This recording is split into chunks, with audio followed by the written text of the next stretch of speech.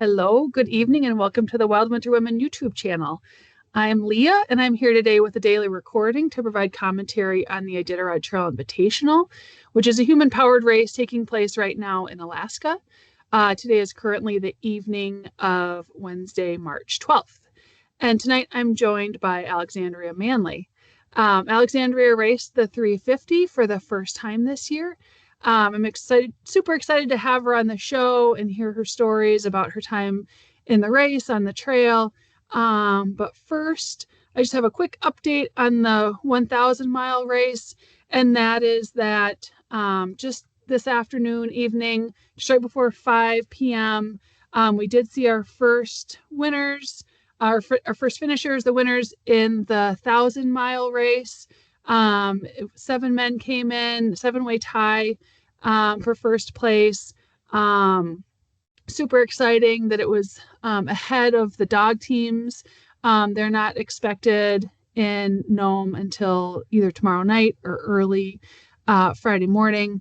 And so the 7, just quickly, Roberto Gazzoli, Tiziano Malonia, Willie Malonia, Pete Delamere, Casey Fagerquist, Joshua Brown, and Mike Beyer-Grossline.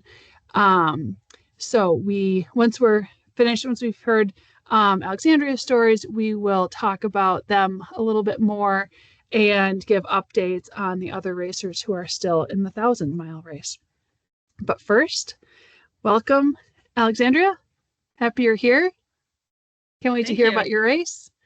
Could you take a minute, just introduce yourself?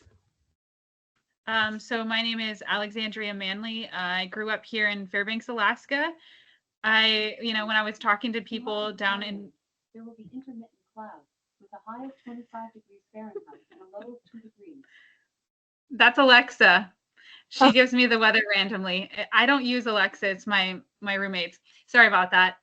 Yeah, so I grew up in Fairbanks. When I was talking to people down in the race, I would be like, I'm from Fairbanks, best place on earth, because I really believe, like, if you like to do ultra endurance races, this is a place to be.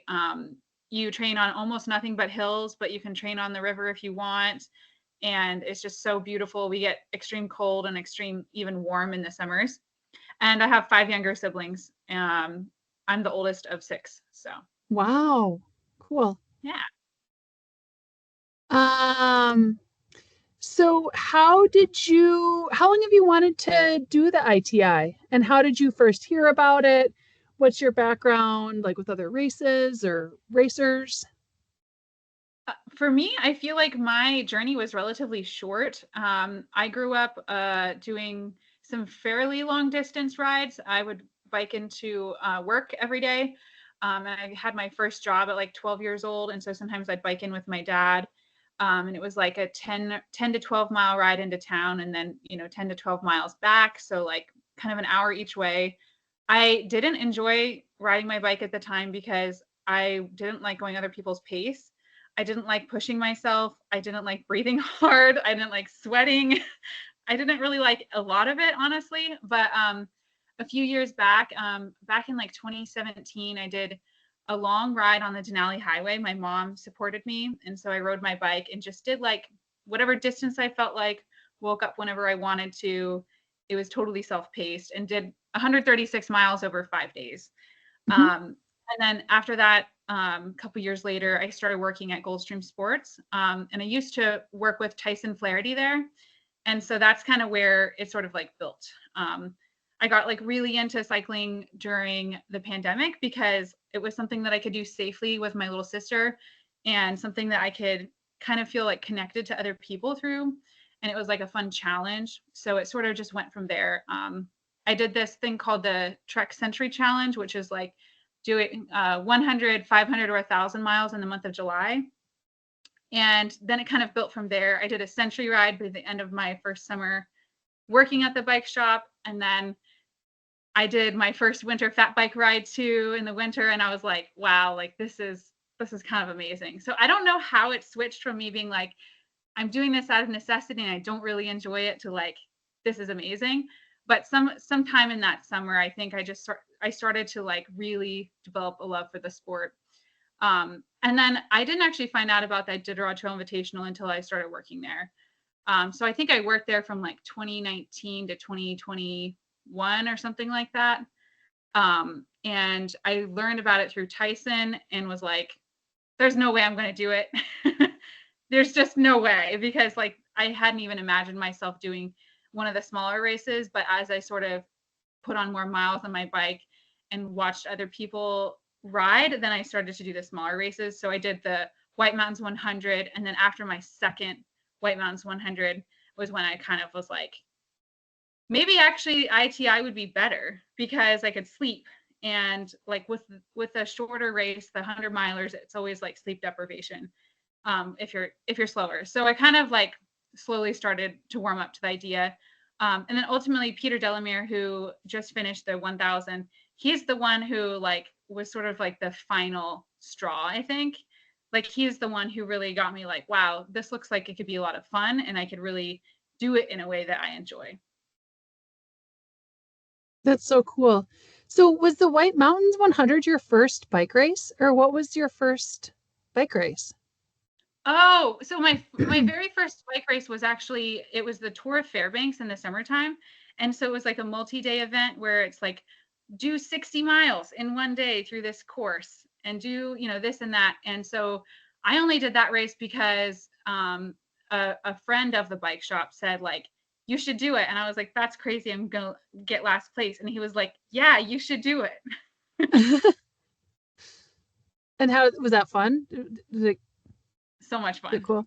So much fun. I remember like stopping and stretching in the middle of my ride and like just like, they're like shorter rides, but I would still just like do my thing. And when I started off endurance cycling, I had Achilles tendonitis, so I was like really careful with it. And that was kind of always a factor for me. So during the races, I would like stretch in the middle of them. Mm-hmm. Great. Cool. And so how would you say this year went in the ITI? Or like, what was your experience like? I don't think anybody else is going to say this, but for me, it was like best case scenario in so many ways. Like I did my first 100 miles and it was my fastest century on a fat bike. And I slept for like an amount of time in the middle of it. Mm-hmm. So like, I mean, I had like a 10-hour stop in the middle of that and it was still my fastest. Just like, there was almost no snow on so much of the course. Only 100 miles of it had a significant amount of snow. I didn't have like any mechanical problems. I have always had some kind of like almost injury that I've had to deal with every time I've done a race, and I felt great. Like I felt great. I felt better during and after the race than I did before. Awesome. Which is like, it's crazy. Yeah. Yeah, I couldn't imagine a better race. It was such an incredible experience, and it's so hard to describe it. I've kind of done some of that on social media a little bit, but it was such a fun experience to be out there. And I think a big highlight for me is the people out there. You run into people who they're suffering in the same kind of way, but people generally, I think, have pretty positive attitudes, and they're out there because they want to have fun. So. Cool. I guess with the conditions, like, because, I'm sure you obviously would have known ahead of time that there would have been low snow. How did that affect like either the gear that you brought, anything about your bike, or like your general philosophy on the race? The only thing that really changed for me is that I had been training with a 40 below bag, and just a couple days before the race, down at AMH, I purchased a -25 bag, because then I figured, well, it's not supposed to get much below zero, so I'll be comfort rated for the right temperature, and then I still have the right clothing with me if I needed to put on an extra layer in the sleeping bag. Mm-hmm. So that was really the only thing that changed. I think something I would do different looking back is I would have brought like one less jacket, because I really didn't need as much as I brought. But I'm glad that I had everything that I did, because I ended up using it all. But it was like, so typically I would wear like a wool base layer, and then I would have some kind of like mid layer on the top and the bottom, right? Well, I didn't wear my mid layer most of the time. So I had my my fleece pants and my fleece jacket draped over like my handlebars or stuffed Mm-hmm. somewhere on the outside of my bike because it was so warm. So I Yeah. was like, I probably didn't need all of that. Yeah. What do you think the temperature range was that you saw? Usually I have a temperature monitor on my bike, but it wasn't connecting with my watch. I would say 0 to 45 degrees. Wow. Yeah, there was a day that the ice was melting, and my bike and my legs were getting wet from all of the like water on top of the rivers and the lakes. Wow. What part of the course were you in when that was happening? That was just before Nikolai. Okay. Yep, and I think I got to Nikolai. I was out there for 8 days and change, so it would have been on the 7th day. Mm-hmm. Yeah. Cool. And you said that you brought a slightly less warm sleeping bag. Did you bivvy out? Yeah, so I actually bivvied on 3 different occasions. I was in contact with Tyson a little bit throughout the race about like my strategy because he knows like the kinds of decisions that I make, that I'm very cautious and that I like to enjoy the scenery. And so I was texting him just before the Dizelle Gorge, asking him like, well, I can make it through the Dizelle Gorge, but like I would be doing it in the dark. And some people said it's better to do the Dizelle Gorge in the light. And so he was like, oh, I think you'll enjoy going through the Dizelle Gorge in the light. So I kind of bivvied right there before the gorge. And then the next day did a creek crossing and like took all this stuff off of my bike. But yeah, so he definitely like informed some of my decisions throughout the race because I probably would have made a different decision on my own and then kind of regretted it. Mm-hmm. Cool. Did you take a lot of pictures? I did. Cool. I took a That's few great. pictures. Awesome. Because that's the nice thing about, sleeping at night and we're able to see so much of the course during the day because it is so gorgeous. Mm-hmm.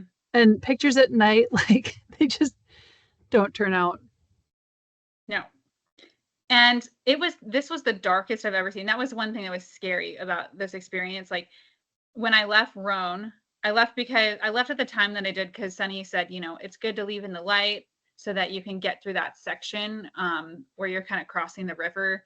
Mm-hmm. It's kind of tricky to do at night and to navigate. So I did that. But then I'm pushing my bike through these hills and it's totally dark. There's no snow anywhere.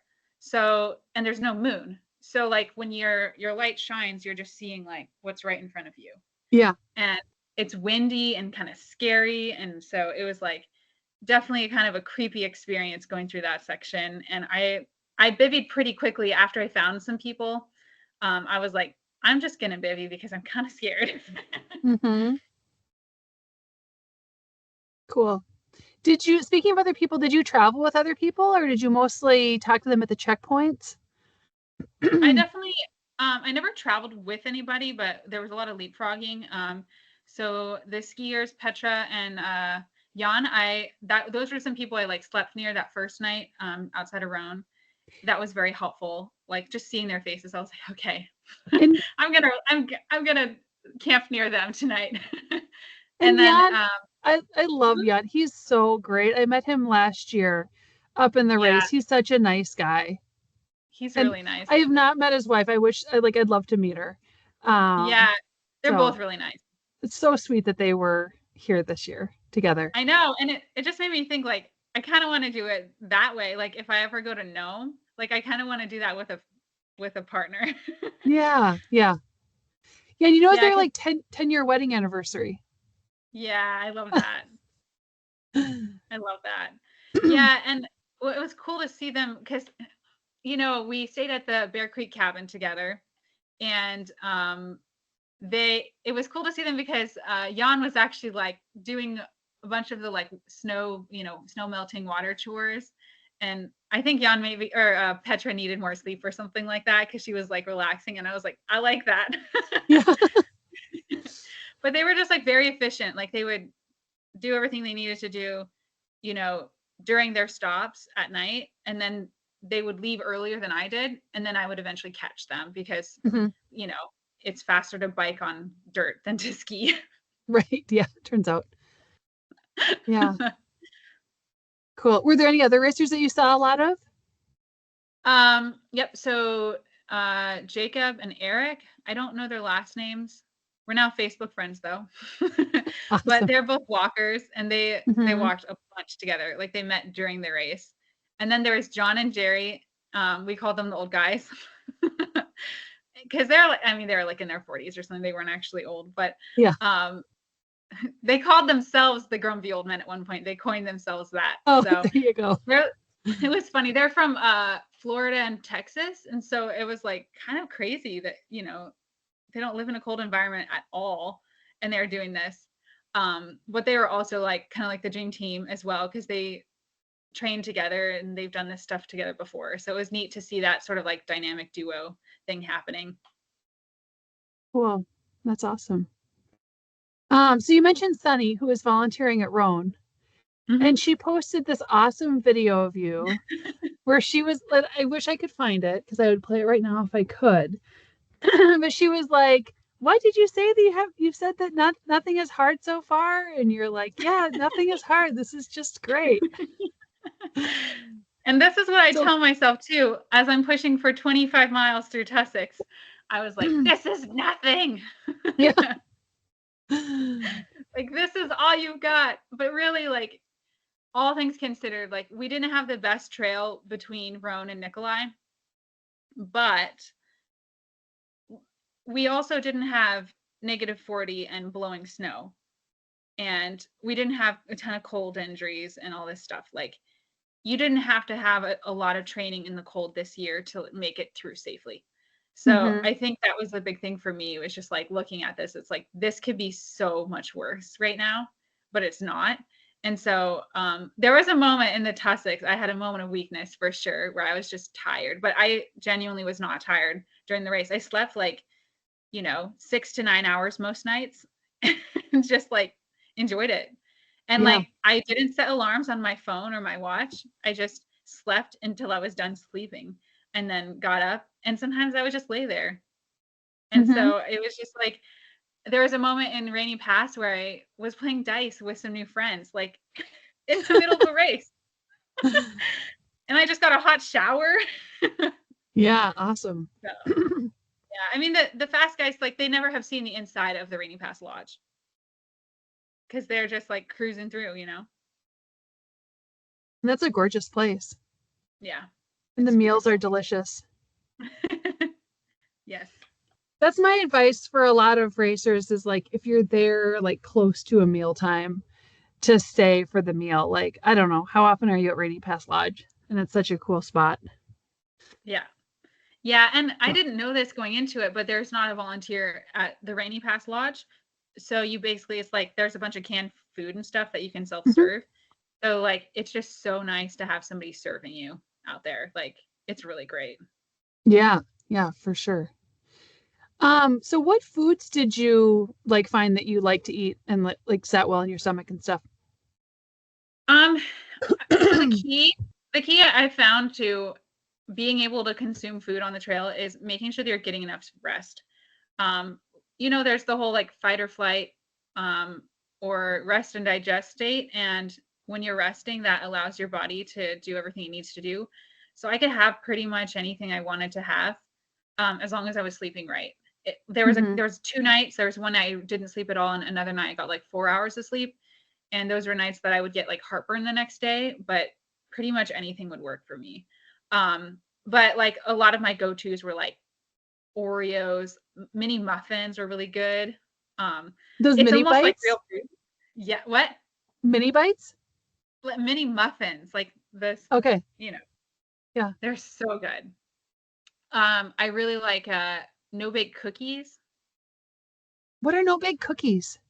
So it has oats and chocolate and peanut butter. Do you mix them yourself?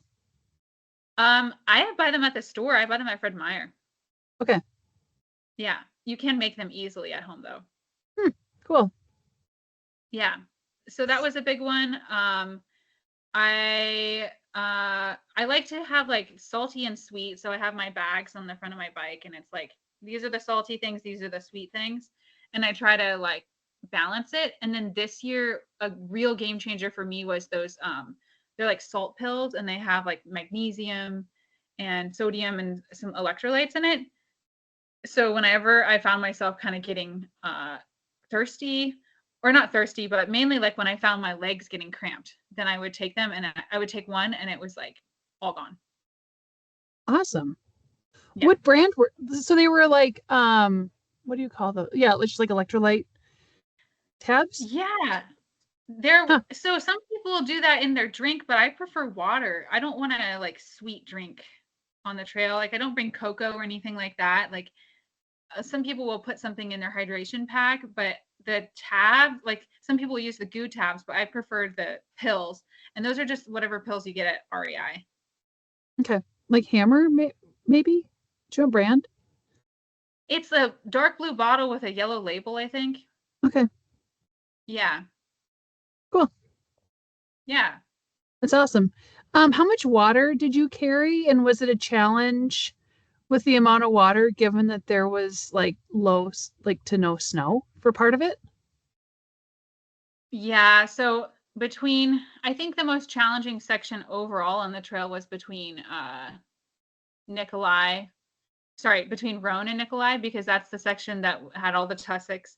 It's also the Mm-hmm. section that was like, almost no snow. I had a 5-liter capacity for water. So I left in the early evening from Roan with 5 liters. And by the next like midday, I was down to almost nothing. I was down to like less than a liter. And I have to be really careful about my hydration because I take a medication that affects my kidneys. And if I don't have enough water in my system, then that medication can kill me.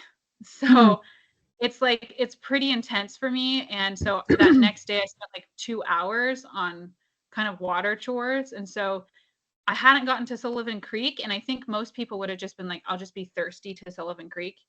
But I spent like an hour and a half like scrounging from basically these patches of snow, and then melting the snow and then boiling it because there was like animal feces everywhere. Pretty gross. And Like, there was like yeah, I was gonna ask what animals. Like, yeah, there was rabbits. rabbit and moose and bison Huh. everywhere. Yeah. So I was just like, I'm not going to mess around. I boiled it for 5 minutes, And so then I got to Sullivan Creek and boiled a bunch more water there because I've heard that people have gotten Giardia from Sullivan Creek. Mm-hmm. So Yeah. that was like 2 hours of water chores in one day. Wow. It's a lot. Yeah. Yeah. What kind of a stove did you bring? Just like white gas stove or solid fuel? I brought the MSR Whisperlight International. Cool. Yeah. Yep. And so I guess it's not the fastest stove, but it can take any fuel and it works at any temperature. Mm-hmm. Yeah, that's what I use. And I think it's great. Yeah. Yeah. One thing that I learned that was really useful, like I learned on the trail, is that I was sometimes having issues with the flames not being very strong. And so I found that you have to shake it because it primes something inside of it. And then also like really making sure there's enough pumps. Like I thought I was doing enough and I wasn't. And that was something that I learned from a couple out on the trail. And so that was really helpful because that kind of like got me to be more efficient. Yeah. Awesome. That's great. When you're on the trail, do you listen to like music or books on tape or anything? Or like how do you stay entertained? Usually I listen to I listen to music, and that kind of keeps me focused, but it also just allows my brain to kind of go to a different place so that I don't get bored. But I really found that on the trail, especially with all of the water crossing stuff we had to do, I found that a lot of times I had plenty to think about. And I think just being out there too, especially for the first time, because it was such a dream race for me, I had so much to just like be happy about and to think about. So I feel like I could go hours and hours and hours with no music and be totally fine. Awesome. And you mentioned water crossings. Did you have like waders for crossing? Yeah, so I had a couple of instances I had to use the waders, like mainly in the gorge, like that section was very like kind of technical in that way. But then even like the ice crossings, where you're on the river and there is open water and all of these different types of ice that I've never encountered that were exposed. And so all of that, like to not have music on is good because you can kind of hear if the bike is breaking through or anything. Right. Oh. In Fairbanks, when you train, is there typically like overflow or any open water, or are most of the streams and rivers just so like solidly frozen and snow covered? Yeah, I mean, there's a river that you can go to, the Chena River, and the Tanana, that you can go and ride on them, but you kind of have to almost seek it out. A lot of the trails Hmm. are in the hills and the valleys, but not like on the river. So I did a little bit of river training, but that was definitely covered in snow. But then you can see where there's open sections. Um, and overflow is definitely big here. Like we get a ton of overflow here.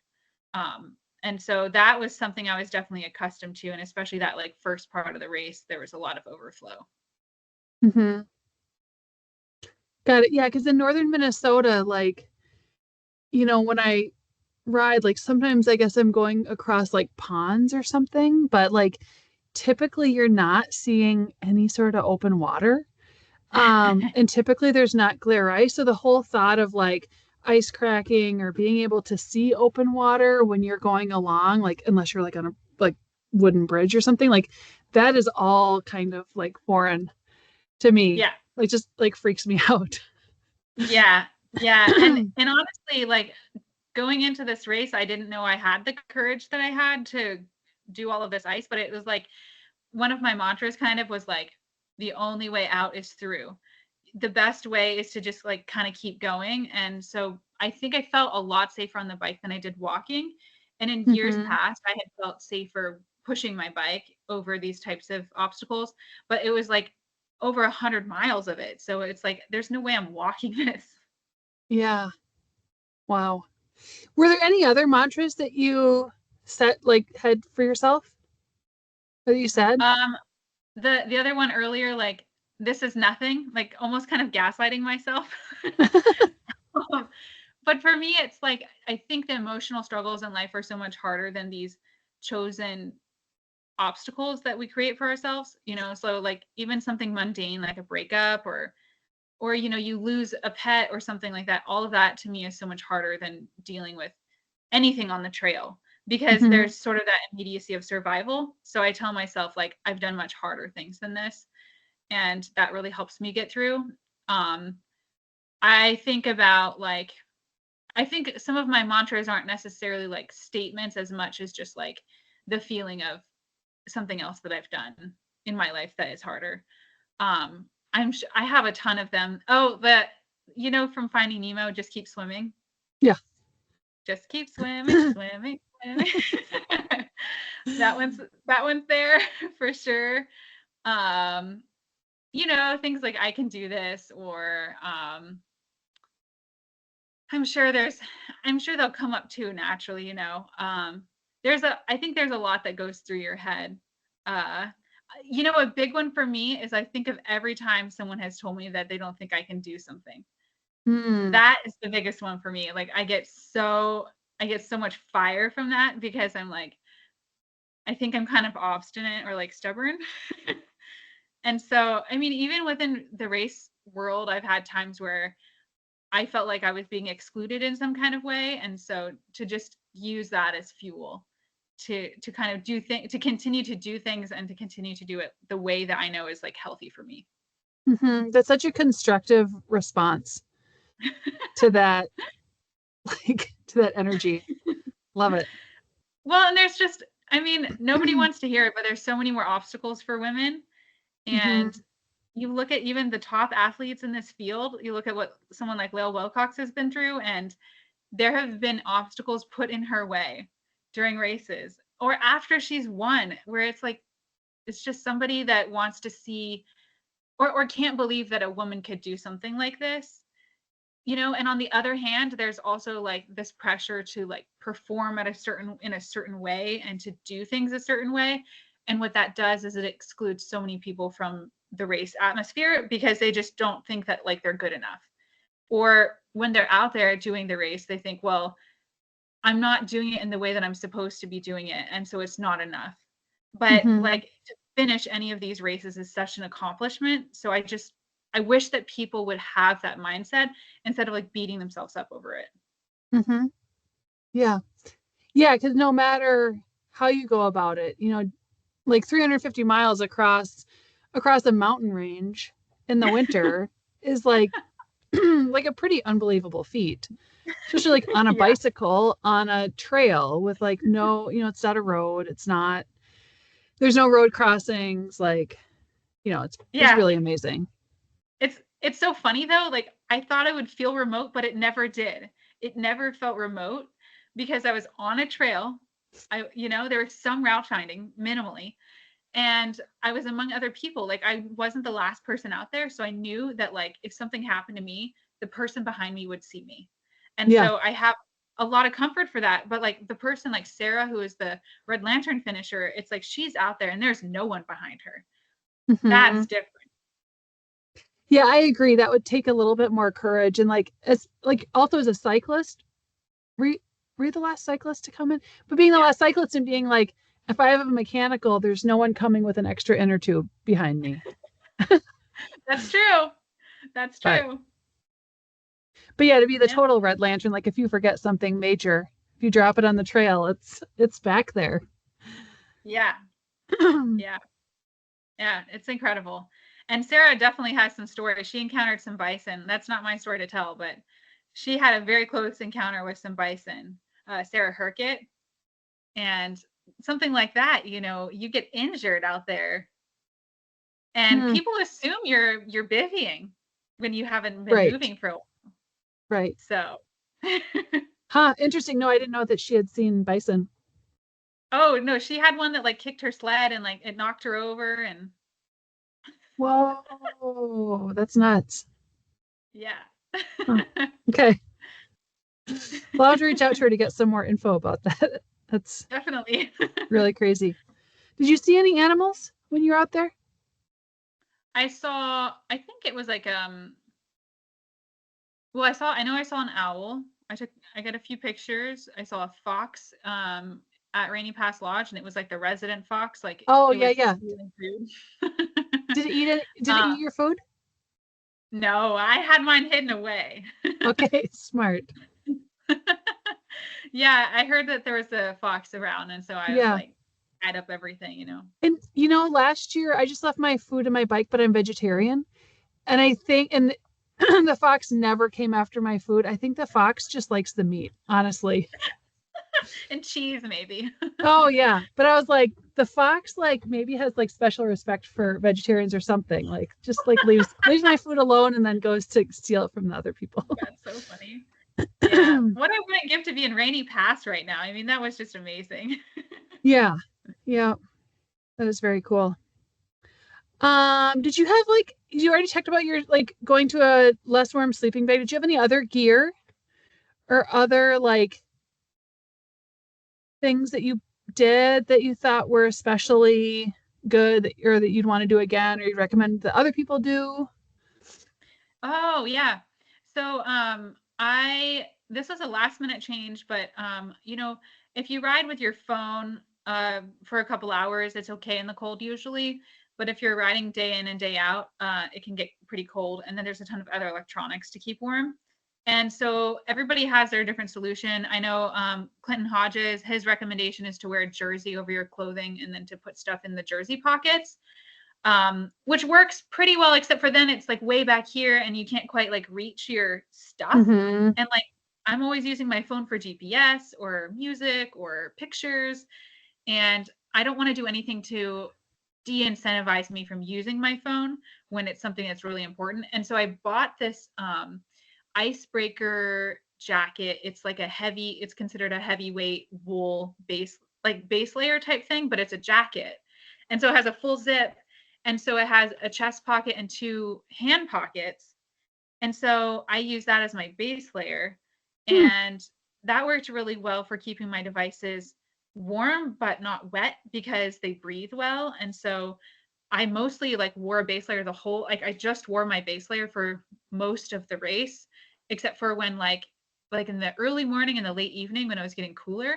But then I would just like, it looked really stupid, but I would tuck everything into my leggings, my base layer leggings. And so I'd have these lumps like, you know, right where my hips are at because I had stuff there. But it worked really great. And I bring 2 inhalers with me, which is kind of like fashionable now, I guess. Seriously, like there's so many people with some kind of asthma or like bronchospasm issue. And so that was another thing that was really useful for me. I had never used my inhalers regularly. I always use them for rescue. And so I started doing like 1 to 2 puffs in the morning, proactively because that's what my doctor recommended. And then also taking Allegra in the morning. And Allegra is like this antihistamine that can help prevent kind of, it's considered like an allergic reaction basically.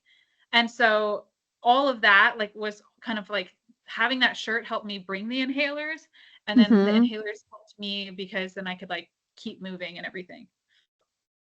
Cool. So you said that the Allegra is an antihistamine. So does it prevent like coughing and like lung irritation, or what does it do?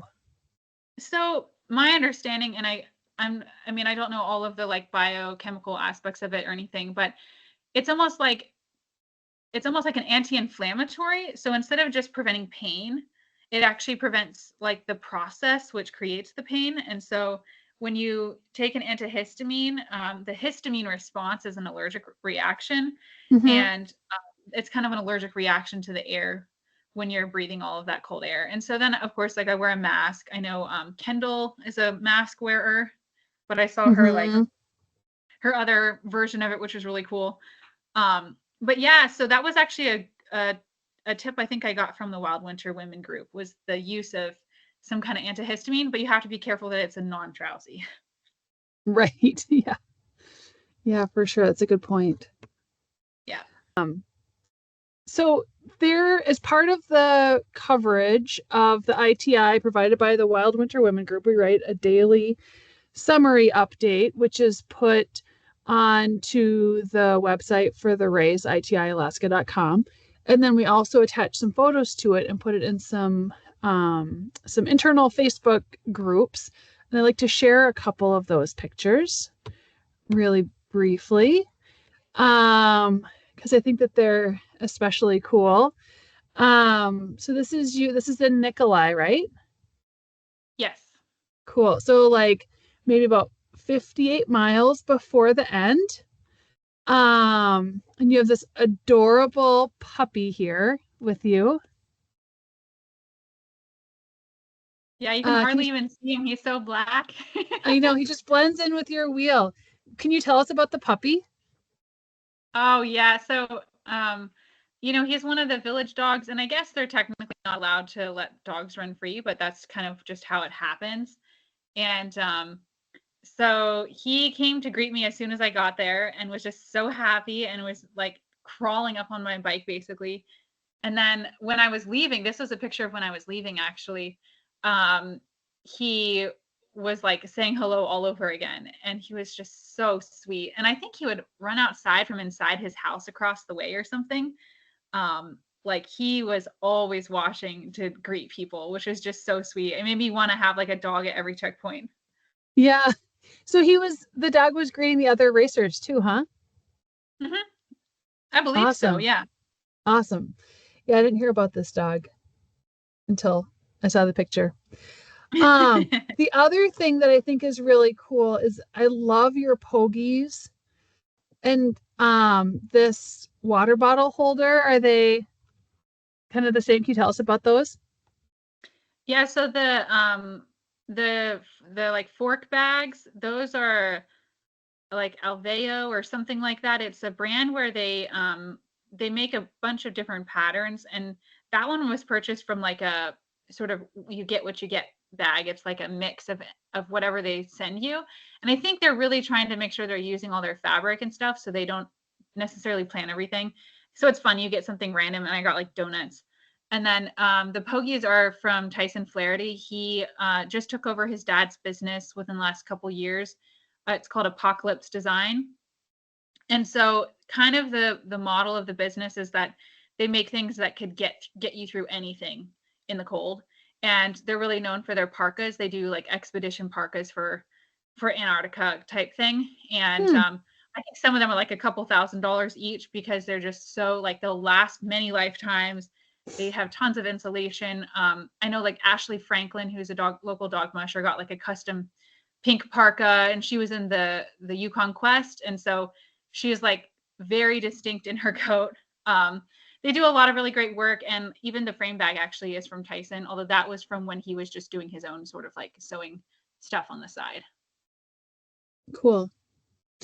What is the fabric? I mean, first of all, I love the reflective, but what is I mean, to me, it looks like flannel, like soft flannel sheets. Like it just looks so like cozy and soft, but I'm guessing it's not like cotton flannel. I think it might be kind of, it's like an X-Pack type, like cool canvasy almost material that is water resistant, somewhat breathable, super, super sturdy. But yeah, he picked out the colors on there. Awesome. So I've always been a huge fan of like the moon and the stars and everything. And blue is my favorite color, and pink is up there too, as far as one of my favorites. So he kind of like, you can't really see this, but he patched together like the stars and the moon pattern with the pink. And so there's kind of like these strips. Cool. So did he put the stars and moon on there? Did the fabric come like that? Yeah, he ordered the fabric that way. There's this website where he orders the fabric from. And if you look at the frame bag, it's like part of it is part of a snowflake, and his wife actually painted that. But then you can have the fabric, you can have it like custom made. So you can do whatever you want. And so like the bag that goes on the front of my bike right there, it's not installed, but you can kind of see a corner of it in the bottom right of the picture. That's a Van Gogh painting that I had like custom printed. Oh, cool. Yeah. On the fabric. So it was shipped to Tyson like that, like painted. The fabric was shipped that way. Yeah. Cool. Yeah. Wow, I did not know that. Yeah, I have a friend who's a painter, and she's painted a few frame bags for me. So I've done it that route. I've never actually had the fabric pre-printed. And actually for me, like the inspiration for that was Lyle Wilcox, because when she did her Trans Am race across the country, Revelate Designs made her a custom bag, and not just like a custom bag for like a, that bike frame. I feel like that's a pretty common phrase, like custom bag for like a certain bike frame, but like custom for her for that race. And so then like the first time I got a custom bag, I was like, I want this to be like for me for my race, which was Tour Divide. Yeah. And so like I got like one side represent a day, one side represent a night, because like the clock never stops. And so like on one side my friend painted like a sun and mountains, on the other side it was like moon and stars and like outline of trees and stuff. So anyway, that's so cool. Yeah, to me it's like it's all like kind of symbolic, and like when I got the bike, it's like this orange bike, which orange is not my color, but then I realized that like the opposite on the color wheel of orange is blue, and that's my favorite color. So like everything went on there is blue, or like something like that. Kind of, not everything is blue, but and so for me, like the bike was representing a phoenix, like resilience, like rising from the ashes, that kind of thing. And so that's all been part of it. And it was like fire and ice originally, so it was like the fire from the frame and then like the ice from the snowflakes, like that kind of thing. Cool. Love it. Okay, moving through your pictures. Nikolai volunteers. So Amber was working as a volunteer at the Nikolai checkpoint, and she told us that you came in with this lovely handwritten note. I wish I could remember exactly what it said on the inside, but basically thanking the volunteers for supporting the racers and for being there and taking the time to help other folks out. I just think that's so cool that you made that thoughtful gesture. on stationary that you carried like from basically Anchorage, like up and over the pass, over all the tussocks, you know, to them. So I think that's so cool. Thank you. And then here you are at the finish. So this is the finish in McGrath. This is a big garage where everyone stores their bikes. This is a lodge, and where everyone finishes and then waits until they can get a flight out and share stories and all that. So yeah, and you can see like I'm wearing, that's my base layer right there. I'm wearing my base layer pants and the blue shirt, which is really like a jacket, but I wore it as a base layer. And I remember a couple years back, I started the White Mountains 100 in my just dressed like that, you know, and Kevin Breitenbach, he was like, nice undies. funny. It's like, and then he was laughing because he's like, you know, I think at the time, like my base layer was just all pink or something. And he was like, yeah, you know, like I've done this race just in my long underwear. Like it makes sense. Funny. And are your bottoms, are they like fleece? Or are they just like wool? It's a like 200 wool. Oh, okay. Yeah. Yeah, Cool. because you know, the whole point for me of like the layering system is that like the base layer just stays on. So it stays on when I'm riding, and then when I get into my sleeping bag, I'm only in my base layer. And whatever I have to wear is in addition to that. And like I'm not going to take it off this whole race, you know, so I just end up wearing it.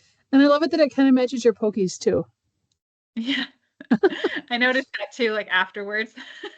Yeah, that's awesome. And you can see like the Van Gogh Starry Night on your front bag. Yep. Yeah, Very and so cool. the wheels are really nice wheels, or the rims are really nice. The bike came with 27.5 wheels, and then Tyson traded me my old 27.5s for his like repaired 26-inch head rims. Mm-hmm.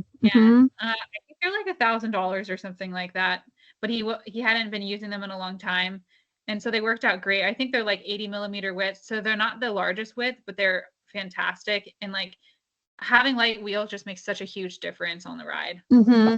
Yeah, I agree. Yeah, I love head wheels. They're from Minnesota. Oh, nice. Yeah, yep. And yeah, they're fantastic. Um, and I agree, having wheels, like when I got my first bike, my first fat bike, it had a really good wheel set for that time period. And I felt like I was cheating because I was like, well, I'm able to ride stuff that, you know, otherwise could be so hard if I didn't have such a nice wheel set. So I agree. It makes such a huge difference. Yeah, and my frame is aluminum, which is, I was looking into like, well, what if I got a carbon frame? But it's like only a couple pound difference, which it does Mm-hmm. make a difference over time, but I feel like I don't worry about the aluminum and stuff out there. So Mm-hmm. Yeah, totally. Yeah, the weight makes such a big difference in your wheels. Whereas, yeah, I agree. Like just like static weight on your bike isn't as impactful. mm-hmm. So cool. And one other thing I noticed is that you wear a helmet, and Yeah. not everybody does. Yeah, that's a new addition. I like before this winter I hadn't worn a helmet consistently, but I just felt like it gave me a lot more confidence on the bike to wear a helmet. And then especially there was over 100 miles of ice this year, and I felt so confident on the bike. I never crashed a single time the whole race, which never happens. I crash almost every ride, you know, like it's pretty common. But yeah, the helmet, originally I went with one from Atomic, but this one is a marker helmet. And the big thing is I wanted something that has ventilation in the helmet so that I am not getting overheated. But then also like has all the clips so that it would hold the headlamp on. And it can be really hard to find that because you can find helmets that are rated for downhill skiing, but they're not really intended for use with like biking across distances. So Mm-hmm. I experimented with a couple different ones before I found that one. Cool. And what brand is it? It's marker. Okay. Yeah. And I think So the original one that I experimented with was like a $350 helmet that I got on like crazy sale. But this one is like $150 or something. So it was cheaper, and I actually found it was a lot better. Like it fit a lot better. Cool. Yeah, helmet is something like, I obviously wear one all the time, like when I'm not on the snow. Um, Often when I'm on the snow, I don't wear it, but typically if I've setted tires, it's like if I've setted tires, it's because I'm anticipating ice. And if there's ice and I fall and hit my head, like that wouldn't be, that might not be great. So oftentimes that's kind of how I decide. Or like if I'm on single track, I'll wear it, just because you're flying by so many trees. But I don't have like a winter helmet like that. I just have my normal summer helmet, and I just like put on extra hats. I've never really I never tried a helmet like this, and I'd be afraid like it would be too hot. Like the temperature regulation might be a little bit trickier. So I think that's great that you found a helmet that works well. Yeah, and in the past, like last winter, I used a summer helmet a little bit, which was nice. It was road biking, super lightweight, very comfortable, but then I wouldn't be able to wear a headlamp with it, which is not very good because then like when you need to change your tire pressure or something and it's dark, then you don't have that headlamp on you. But I found that this one was really good with temperature regulation. I just had to wear like a super, super thin hat underneath, and then of course always a buff to make sure my ears are totally covered. But it actually worked really well. So I think it's just something you have to kind of experiment, but I think it was like a game changer for me on the race. Cool. That's great. So what were your big lessons learned from this experience? Either like things that you learned about yourself or things that you would for sure, like if you were to do something like this again, that you would for sure do or for sure not do? I think that like I kind of mentioned before how I would do a little bit different, like not bring as much clothing as I did this year because I trained with all of that clothing. So I just brought it all, and I could have gone without one or two of my jackets even. I think that like for me, like there was an experience I had in it was kind of in the Farewell Burn area, and it's really hard to describe, but it was just such a spiritual experience for me. I felt like as I was standing there and like I heard the sound and I thought it was like voices. And I knew that it wasn't like voices in my head because I was well rested and everything. And I knew there weren't any people around me. And so I hear this sound, I stop and I look up, and there's this tree and it's moving in the wind, and it's the whistling of the wind through the trees. And I have this like I just had this tailwind to my back the whole time. And when I went into this race, I prepared for the absolute worst of everything. 40 below, blowing snow, scratches left and right, no room in the checkpoints. Someone stole my gear, having that backup gear, like all of the things. And I was like, I just had this overwhelming sense that like everything was going to be okay.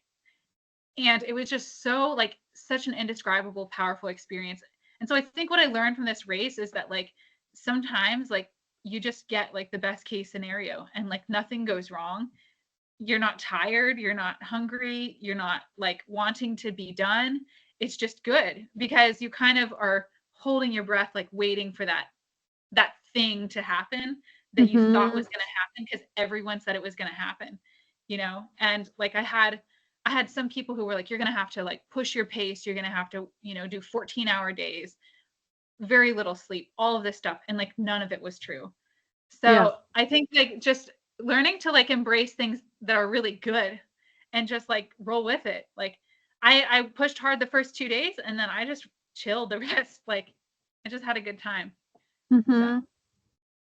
Cool. Yeah, I think there's a lot of wisdom in what you just said. Like, obviously you were well prepared. You learned from other people. You heard about like all of the really like challenging things that can happen, and like learned either how they got through it or how you would if in a similar situation. And kind of like did that like processing of like planning, like disaster planning kind of.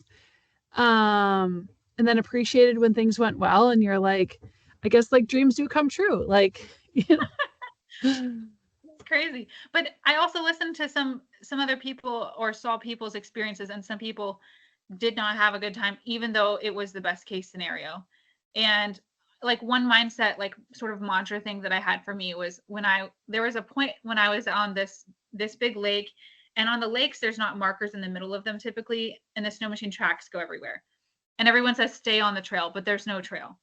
And so it's kind of unnerving because you have to like reorient yourself on the path because there is nothing. And so at one point I got kind of turned around, and I knew that I was turned around, but I had to like turn around and go back to where I knew the trail was to find where I needed to go. And so I would tell myself, I'm not lost, I'm route finding.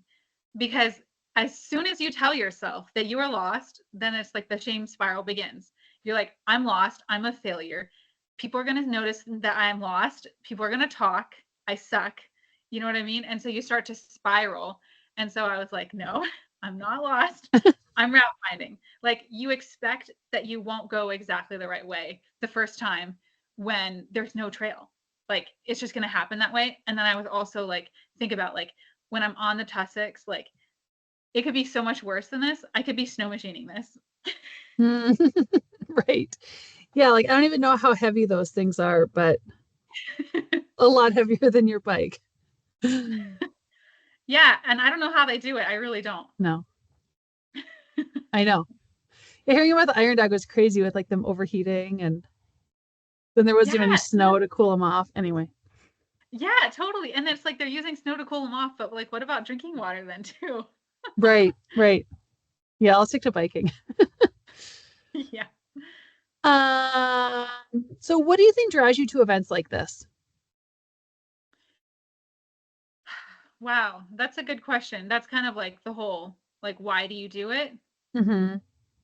I think for me, it's and talking to other athletes, this is the case for a lot of people. I think a lot of it is like this deeper meaning and purpose. A lot of people have had like childhood trauma or PTSD. There's a lot of prior service members out there.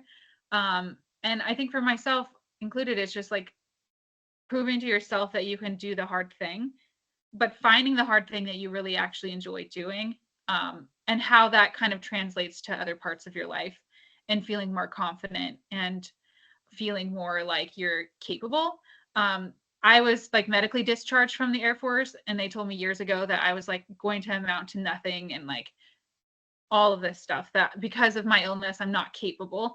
And for me, this is like a way to prove to myself that I'm capable. And like, if I'm physically capable of doing something that most people have never done and will never do in their whole life, then that makes me like special in a way too. Like it means that I have pushed myself to a place that most people will never push themselves to. But then the fact that I have this health issue, I do have to be so careful with the way that I do it. So being like, not only can I do it, but like I can do it and like make it look easy and have fun. And like, to me, like that is such a win. And I love, like, it's also grown into this greater purpose of like seeing other like women athletes get out there and like have fun, and like seeing my little sisters go out and like do these sorts of things. It's just really cool to see people inspired. Awesome. Cool. Last question I have is like, if someone were interested in doing, I mean, you've touched on a lot of these themes already, but if someone was interested in doing something like this for the first time, or, you know, White Mountains 100, or kind of like the building blocks to doing something similar to this, what advice would you give to them? I would say that there are going to be times, more times than not, where you question whether you are capable of doing it. And I think that that is kind of how you know that you're doing something worthwhile. Cool. That's awesome. Anything else you'd like to add? I think that anybody who goes out and does this needs to have a really solid why.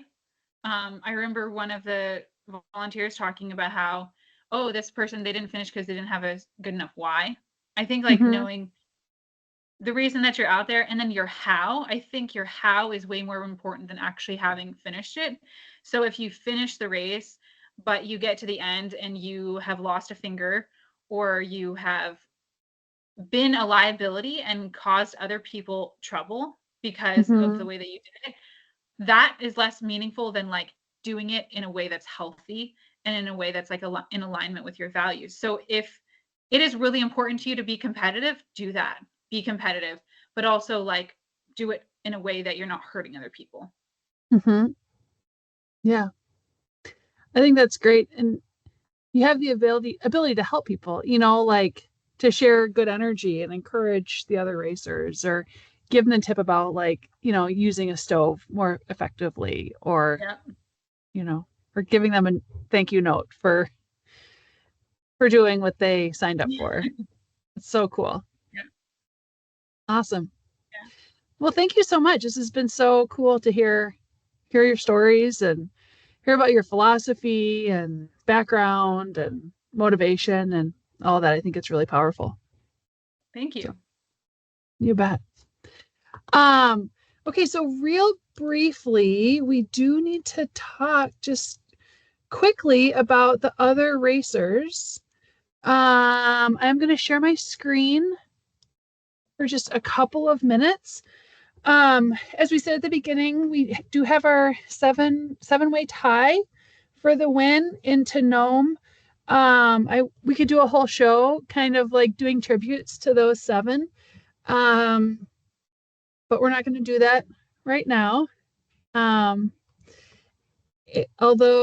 back here, we do have Perry and Matt Garrettson and Thomas Miller and Troy. So it looks like there's 3 here past White Mountain, the home of Joanna. If I had to put money on it, I would guess that they're headed for a shelter cabin about right where my cursor is. That's where the Magnificent 7 stayed last night. It's already 7:15, and it can take 2.5 to 3 hours to get from White Mountain over to this cabin. It took them about 2 hours and 45 minutes last night. So my guess is that's probably where they're going to stop for the night. It looks like Thomas's tracker is still back at White Mountain, although it's hard to know if he actually stayed behind or if his tracker is just asleep. And then, although one other thing I forgot to mention, I think it's likely if everything goes smoothly, the weather, actually there are some winds forecasted for the Solomon blowhole. So if they didn't have strong winds, I think it would be likely that they would finish tomorrow afternoon. There's a shelter cabin if they need to wait out high winds. So I guess we'll just have to see kind of what the conditions are and if they're able to proceed tomorrow. And then the rest of the bikers are back near Koyuk. At Tanaka and Janice Tower left just an hour or 2 ago from Koyuk. They had a really tough push across Norton Bay yesterday with super strong headwinds and blowing snow. Took them, I think they walked the second half of the trip from Little Mountain up to Koyuk. So they slept most of the day. I'm sure they're just completely exhausted. And that's the crazy thing, is just how much the conditions can change from one day to the next. That some people will go through and seemingly have an easy time. And then the next day you get there and you're like, oh, whoa, conditions have changed. Still back in Koyuk, we've got Ryan Wanless, Julie, and Carl Booth. So hard to say when they'll leave. Not sure if they'll leave in the middle of the night or just early in the morning. Last I looked at the dog sled race, the leader was still in Koyuk. I'm guessing that by now they've continued on past Koyuk. So Matt and Janice should be seeing dogs soon. And of course, Julie, Carl, and Ryan will be seeing them tomorrow as well. I think there's a good chance that these 4 up in the lead will finish before the dogs come in. And then moving further back, we have our lead person on foot, John. Eric Bassett is the lone skier. We have Peter and Kari Gibbons, and then Magdalena Paschke making their way down the Yukon. There are dog teams this whole way along here, along the coast, Caltech Portage, and then down on the Yukon River. So that's kind of where the racers are today. When the 7 finished, we went from 21 racers to 14. So, it's exciting. I can't wait to hear the stories of the 7 who have already finished. So you hear, it's you just kind of like make up, you see the tracker, you see the stuff on social media, and then you just kind of like imagine and guess and wonder at what the rest of the experience has been for them. So, yeah.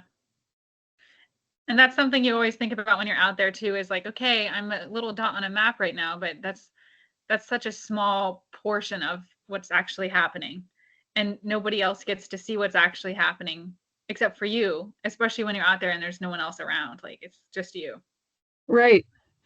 Sometimes I think like, oh, I wish I could just like see their pictures right now. Like, I just want to know like what the pictures are that they have on their phone and like what have they been seeing. And Yeah. one of the things I've been looking at is there's like a webcams from different airports where you can look and they'll have cameras pointed in different directions, so you can look and be like, oh, look, the moon is up, or look, like sunset's coming. And Yeah, that's cool. yeah. So I anyway, wish I could be like a bird on their shoulder. yeah, exactly. That would be very cool. Great. Well, Alexandria, thank you so much for joining this evening. It's been a pleasure to have you on. So that's all we got for tonight. There is a lot more information out there. The Wild Winter Women group put together a really cool post with a tribute to the Magnificent 7 who finished tonight. That's available on itialaska.com. It goes into a paragraph on each one of them talking about their, information they provided before the race, kind of what they do when they're not biking, and a little bit about each of their stories. And then we're also active on Instagram at Wild Winter Women. Also, the ITI Alaska group on Instagram has been really active with a lot of stories and information as well. So thanks everyone for watching. And if you would give us some feedback, put a comment and let us know what you liked and what you're interested in hearing about in future episodes. So thanks everyone for joining us. Have a great evening.